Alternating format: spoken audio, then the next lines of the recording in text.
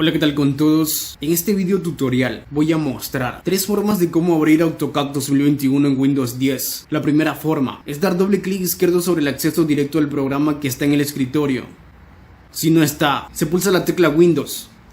Se abre la pantalla de inicio de Windows. Se escribe la palabra AutoCAD. Se da clic izquierdo en abrir ubicación de archivo. Clic derecho en el acceso directo de AutoCAD 2021. Clic izquierdo en copiar. Cierro la ventana. En escritorio se da clic derecho y clic izquierdo en pegar.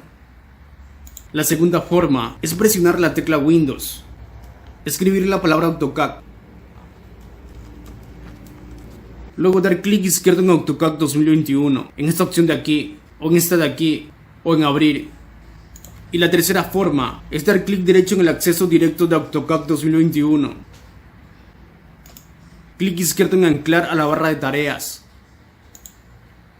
Y clic izquierdo en el icono de AutoCAD que se ha anclado a la barra de tareas. Se debe esperar a que se abra el programa.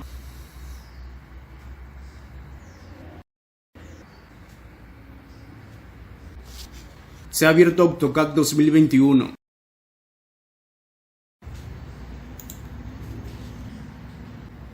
Aquí está listo el programa para trabajar. Bueno, mi nombre es Jerry Rodríguez. Si te gustó el vídeo puedes darle like, compartir, comentar y te invito a que te suscribas a mi canal. Gracias.